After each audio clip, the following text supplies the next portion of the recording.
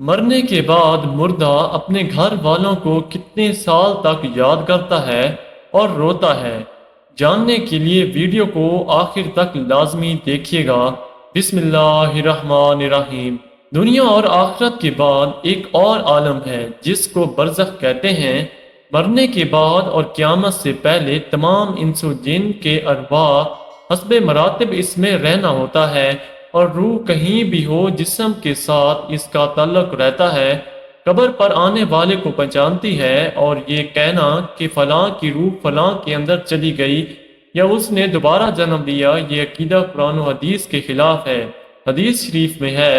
جب مسلمان مرتا ہے اس کی راہ کھول دی جاتی ہے کہ جہاں چاہے جائے۔ سعید بن مسیح رضی اللہ تعالیٰ عنہ سے مروی ہے، حضرت سلمان فارسی عبداللہ بن سلام رضی اللہ تعالیٰ عنہ باہم ملے، ایک دوسرے سے کہا کہ اگر مجھ سے پہلے کوئی انتقال کرو تو مجھے خبر دینا کہ وہاں کیا پیش آیا ہے۔ کہا کیا زندہ اور مردے بھی ملتے ہیں؟ یعنی فرمایا عام مسلمان کی روح جنت میں ہوتی ہے، انہیں اختیار ہوتا ہے جہاں چاہے جائے۔ کیا مرنے کے بعد مردے اپنے گھر والوں کو یاد کرتے ہیں؟ دیکھیں، جب کسی انسان کا انتقال ہو جاتا ہے تو وہ مرنے والے شخص کو یہ معلوم ہوتا ہے کہ ہم اس دنیا سے منتقل ہو کر اس دنیا میں یعنی عالم برزخ میں آ گئے ہیں، اور اس کو یہ ساری چیزیں یاد ہوتی ہیں کہ ہمارا گھر ہے، مکان ہے، رشتہ دار ہیں، عزیز و اقراب ہیں، اور ہماری بہن بھائی ہیں، اور ہماری ایک فیملی ہے۔ اور یہاں تک کہ جب اس مردے کی روح نکل جاتی ہے، جب اس کو دفنایا جا رہا ہوتا ہے، تو پھر اس وقت وہ مردہ اپنی آنکھوں سے ساری چیزیں دیکھ بھی رہا ہوتا ہے، یعنی اس کی جو روح ہوتی ہے وہ ان ساری چیزوں کو دیکھ رہی ہوتی ہے، اور اس کو یہ پتہ ہوتا ہے کہ اب ہمیں کفن پہنایا جا رہا ہے اور اب ہمارے جنازے کو اٹھایا جا رہا ہے۔ لہذا نیک بندہ تو یہاں تک کہتا ہے، جب اس کے جنازے کو لوگ اٹھاتے ہیں تو وہ کہتا ہے کہ اے لوگو، جلدی مجھے لے کر قبرستان کی طرف چلو اور بہت جلد میرے اصلی ٹھکانے میں یعنی قبر کے اندر پہنچا دو، کیونکہ اس کو موت پر ہی پتہ چل جاتا ہے کہ اس کا آگے ہونے والا کیا ہے، یعنی آگے آنے والے جو مرحلے ہیں اچھے ہیں جو اس کے لیے ہیں، آسان ہے یا سخت ہے، مشکل ہے، وہ پہلے سے پتہ ہو جاتا ہے، کیونکہ روح نکلنے کے وقت کی جو سختی ہے، روح نکلنے کی اس سے مردے کو محسوس ہو جاتا ہے۔ تو مومن بندہ کہتا ہے مجھے جلدی لے کر چلو اور مجھے قبر کے اندر اتار دو، میرے اصلی ٹھکانے تک پہنچا دو، کیونکہ آقا علیہ السلام نے ارشاد فرمایا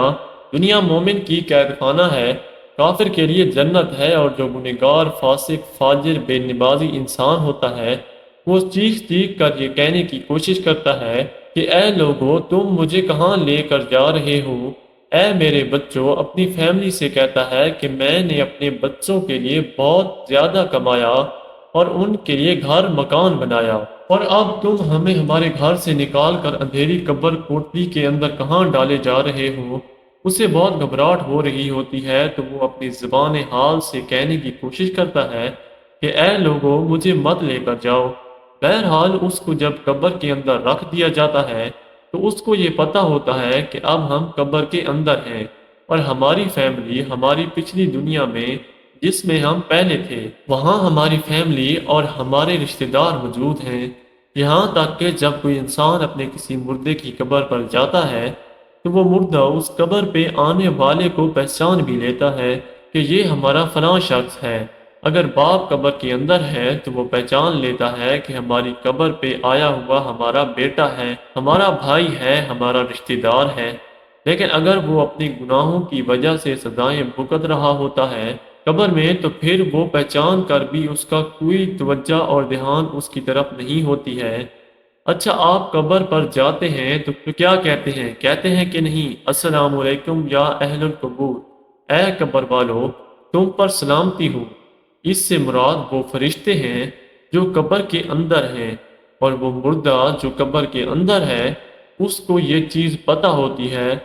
وہ پھر وہاں سے یاد بھی کر رہا ہوتا ہے اپنے گھر والوں کو جب وہ یاد کرتا ہے۔ اور آقا علیہ الصلوۃ والسلام نے فرمایا، بخاری کی حدیث ہے، جب کوئی شخص اپنے کسی مرحوم کے لیے مردے کے لیے ایصال ثواب کرتا ہے تو جب اس کے لیے وہ تحفہ بنا کر اس کو پیش کیا جاتا ہے تو وہ بڑا خوش ہوتا ہے، اور اس کو ایسی خوشی ملتی ہے، اس وقت اس سے پہلے ایسی خوشی اسے کبھی ملی ہوئی نہیں ہوتی ہے۔ جب کوئی بندہ کسی کے لیے احسان ثواب کرتا ہے، جو اس وقت اس کو خوشی ملتی ہے، تو وہ بہت خوش ہوتا ہے۔ تو بہرحال وہ اپنے گھر والوں کو یاد کرتا ہے۔ جو گنہگار بندہ ہوتا ہے، اس سے یہ دنیا بہت یاد آتی ہے کہ ہم بہت عیش کی زندگی میں تھے، کیونکہ اس کے لیے تو وہ جنت تھی، گنہگار کے لیے تو وہ بڑا عیش وہ سوتا جو ہماری وہ زندگی تھی دنیا والی، وہ اس زندگی کو بہت یاد کرتا ہے۔ لیکن جو نیک بندہ ہوتا ہے اس کے لیے دنیا قید خانہ ہوتی ہے، اور جو قبر عالم کی جو زندگی ہے، یعنی قبر کی زندگی، برزخی زندگی، وہ اس کے لیے جنت والی زندگی ہوتی ہے، کیونکہ اس کے لیے قبر میں جنت کا بچھونا بچھا دیا جاتا ہے۔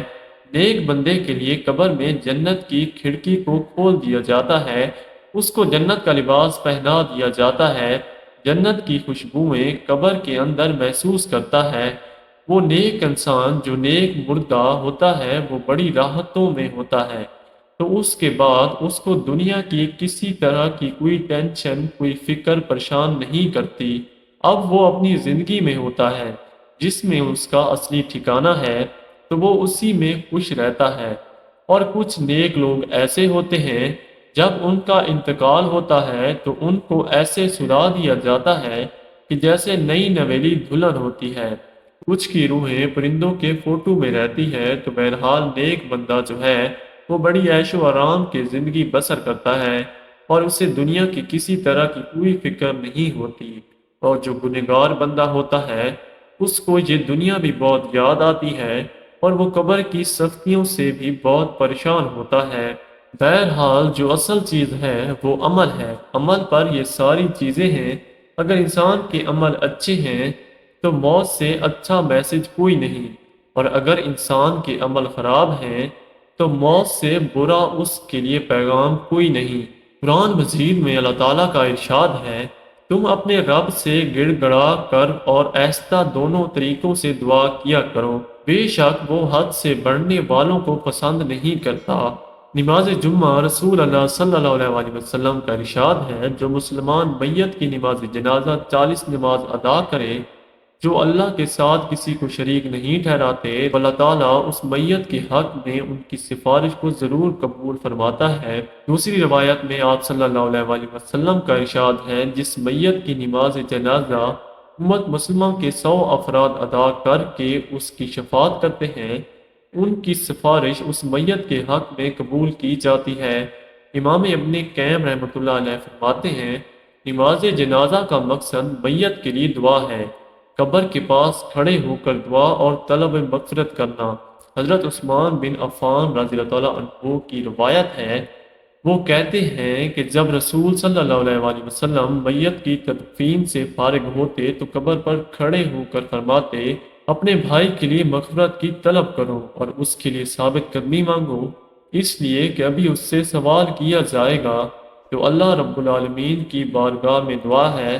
اللہ تبارک و تعالی ہم تمام لوگوں کو خوب اچھے اور نیک عمل کرنے کی توفیق عطا فرمائے۔